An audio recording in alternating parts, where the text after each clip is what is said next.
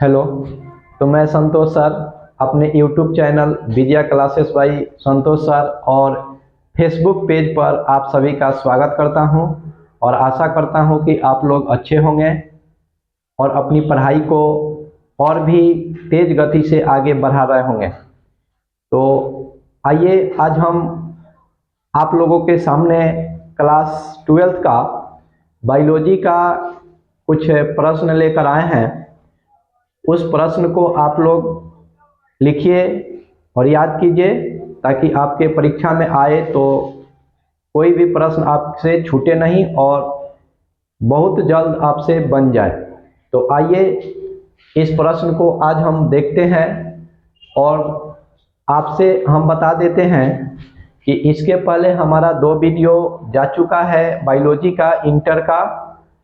उसमें 10 प्रश्न मतलब वीडियो 1 नंबर वीडियो में 1 से 5 तक और 2 नंबर में 6 से 10 तक, और ये तीसरा नंबर वीडियो होगा आप लोगों के लिए जिसमें 11 से लेकर और क्वेश्चन नंबर 18 तक लिखा गया है। तो आप लोग इसको देखिए और अपनी पढ़ाई को और भी बेटर बनाइए। तो आइए देखते हैं हम। सबसे पहला क्वेश्चन मतलब 11 नंबर क्वेश्चन है आपके पास कि कॉपर्स ल्यूटियम का कार्य क्या है। आप लोगों को बताना है कि कॉपर्स ल्यूटियम का क्या कार्य है। तो देखिए यहाँ लिखा गया है कि कॉपर्स ल्यूटियम एक अस्थायी अंततः स्रावी ग्रंथि का कार्य करती है। कॉपर्स ल्यूटियम एक अस्थायी अंततः स्रावी ग्रंथि का कार्य करती है तथा प्रोजेस्टेरॉन तथा एस्ट्रोजन हार्मोन का स्राव करती है।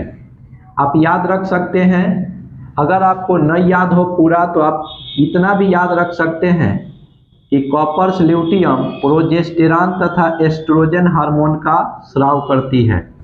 लेकिन आप कोशिश करके याद कर लेंगे कि कॉपर्स ल्यूटियम एक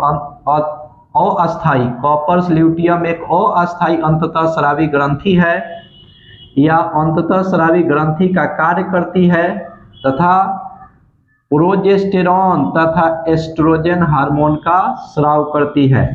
तो आई होप कि आप लोगों से ये क्वेश्चन याद हो जाएगा। दूसरा क्वेश्चन है मतलब 12 नंबर क्वेश्चन है आपका कि ट्रांसक्रिप्शन और ट्रांसलेशन में क्या अंतर है। तो ट्रांसक्रिप्शन और ट्रांसलेशन में अंतर बताना है आपको। तो सबसे पहले यहाँ ट्रांसक्रिप्शन है और यहाँ ट्रांसलेशन है। तो ट्रांसक्रिप्शन आप देख सकते हैं, जेनेटिक सूचना को डीएनए के एक स्ट्रैंड से आरएनए में कॉपी करने की क्रिया को कहा जाता है ट्रांसक्रिप्शन। फिर से एक बार आप याद करिए कि जेनेटिक सूचना को डीएनए के एक स्ट्रैंड से आरएनए में कॉपी करने की क्रिया को ट्रांसक्रिप्शन कहा जाता है। तो आई होप कि आपको ट्रांसक्रिप्शन पूर्ण रूप से याद हो गया होगा कि जेनेटिक सूचना को डीएनए के एक स्ट्रैंड से आरएनए में कॉपी करने की क्रिया को ट्रांसक्रिप्शन कहा जाता है। उसी तरह से ट्रांसलेशन है और इसमें हमने लिखा है कि एमिनो एसिड यानी एमिनो अम्ल मोनोमर से पॉलीपेप्टाइड के निर्माण होने की क्रिया को ट्रांसलेशन कहा जाता है।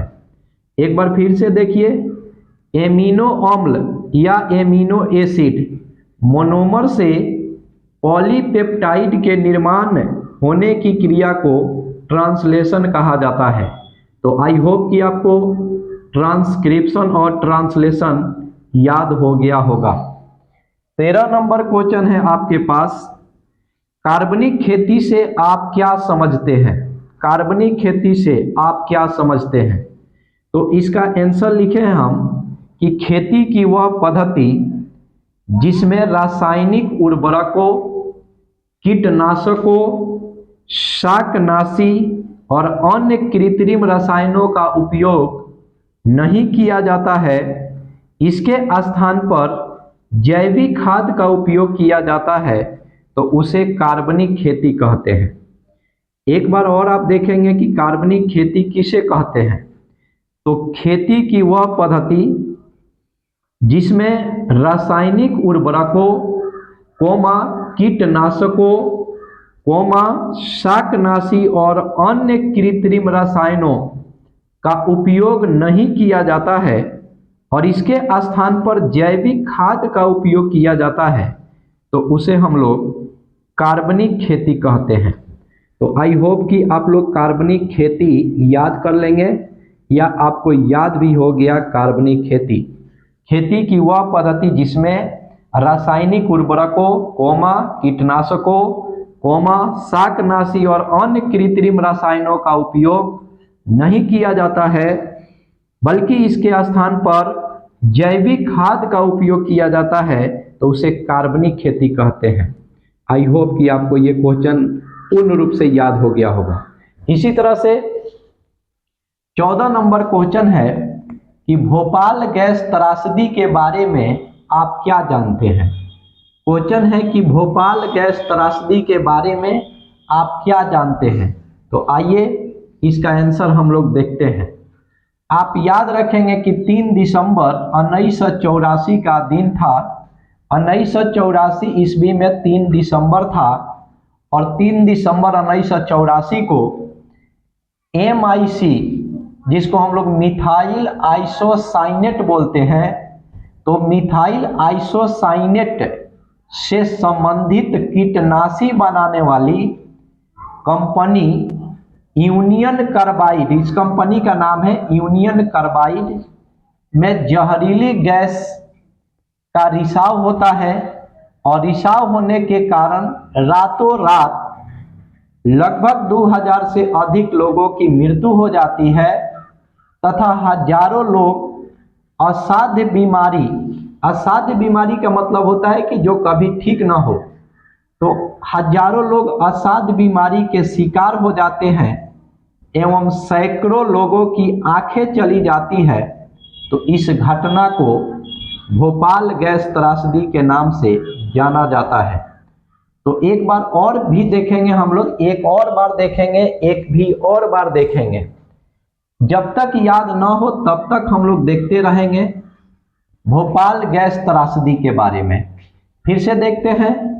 3 दिसंबर 1984 ईस्वी को MIC मिथाइल आइसोसाइनेट से संबंधित कीटनाशी बनाने वाली कंपनी, जिसका नाम रहता है यूनियन कार्बाइड, में जहरीली गैस का रिसाव होता है, जिसके कारण रातों रात लगभग 2000 से अधिक लोगों की मृत्यु हो जाती है तथा हजारों लोग असाध्य बीमारी के शिकार हो जाते हैं एवं सैकड़ों लोगों की आंखें चली जाती है। आंखें मतलब आंख की ज्योति, लाइट चली जाती है। तो इस घटना को भोपाल गैस त्रासदी के नाम से जाना जाता है। तो आई होप कि आप लोगों से ये क्वेश्चन याद हो गया होगा। इस क्वेश्चन का आंसर आप लोग अभी ये याद कर लिए होंगे।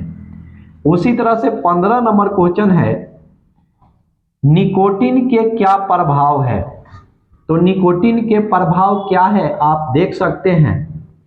तो निकोटीन के कारण रक्तचाप यानी ब्लड प्रेशर एवं दिल की गति बढ़ जाती है, क्योंकि एड्रीनलिन एवं नॉर एड्रीनलिन के स्राव को यह क्या करता है, बढ़ा देता है। फिर से देखते हैं निकोटीन के क्या प्रभाव है। तो निकोटीन के कारण रक्तचाप, जिसको आप लोग ब्लड प्रेशर कहते हैं, और दिल की गति, ये दोनों बढ़ जाती है, क्योंकि एड्रीनलिन एवं नॉर एड्रीनलिन के स्राव को निकोटीन क्या करता है, बढ़ा देता है। तो आई होप कि 15 नंबर क्वेश्चन भी आप लोग याद कर लिए होंगे।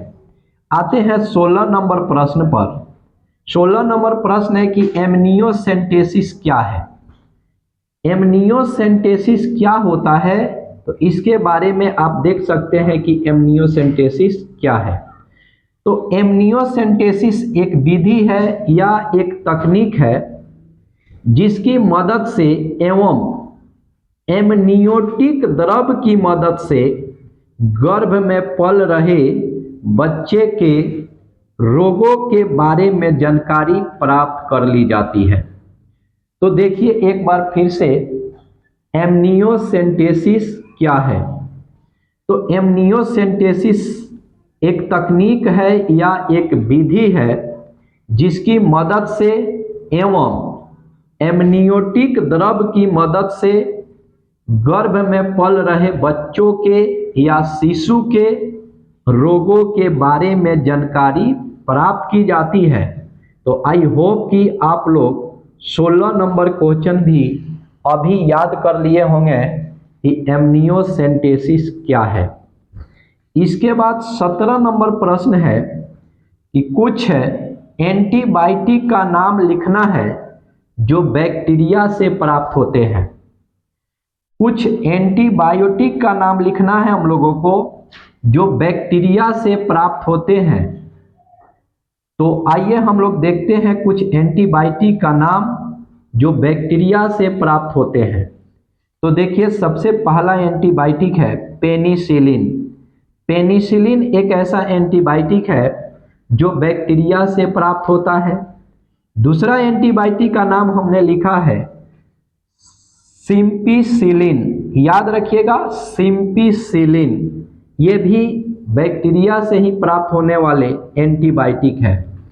एक और एंटीबायोटिक है जेंटामाइसिन। जेंटामाइसिन एंटीबायोटिक भी बैक्टीरिया से ही प्राप्त होते हैं। और हमने एक और एंटीबायोटिक का नाम लिखा है जिसका नाम है एरिथ्रोमाइसिन। तो एरिथ्रोमाइसिन भी एक ऐसा एंटीबायोटिक या प्रतिजैविक होता है जो बैक्टीरिया से प्राप्त होते हैं। तो पेनिसिलिन, एम्पिसिलिन, जेंटामाइसिन और एरिथ्रोमाइसिन ये सभी के सभी एंटीबायोटिक है और किससे प्राप्त होते हैं? तो बैक्टीरिया से। तो आई होप कि 17 नंबर क्वेश्चन का आंसर आपको अभी और इसी वक्त याद हो गया होगा। क्वेश्चन नंबर 18 है कि पैथोजन शब्द से आप क्या समझते हैं? पैथोजन शब्द से आप क्या समझते हैं? तो आइए हम लोग देखते हैं कि ये पैथोजन शब्द क्या होता है। तो हमने इसका आंसर लिखा है कि रोग पैदा करने वाले जीव को पैथोजन कहा जाता है। रोग पैदा करने वाले जीव को पैथोजन कहते हैं। जैसे बैक्टीरिया ये रोग पैदा करते हैं, कवक ये भी रोग पैदा करते हैं, कृमि ये भी रोग पैदा करते हैं। तो आप याद रखिएगा कि रोग पैदा करने वाले जीव को ही पैथोजन कहा जाता है। तो आई होप कि आपको बहुत अच्छा से क्वेश्चन नंबर 18 का आंसर भी याद हो गया होगा। तो आप लोग कमेंट करके बताएंगे कि ये जो सीरीज हम लेकर आए हैं वो सीरीज कैसा लग रहा आपको और ये किस प्रकार का प्रश्न हमने लिख रहे हैं। और ये आप याद कीजिए ताकि आपके परीक्षा में अगर एक भी प्रश्न इस वीडियो से आ जाते हैं ना तो आपका मेहनत सफल हो जाएगा। तो आपका ये बेस्ट सीरीज है और परीक्षा तक हम आपको बहुत सारे क्वेश्चन रटवा देंगे, याद करवा देंगे। तो आप कमेंट करके बताएंगे कि ये सीरीज आपको कैसा लग रहा है और आप अपने दोस्तों के पास शेयर करेंगे और मेरा YouTube चैनल को आप सब्सक्राइब कर लेंगे ताकि आने वाले दूसरा वीडियो आपके पास तुरंत पहुंच जाए। धन्यवाद।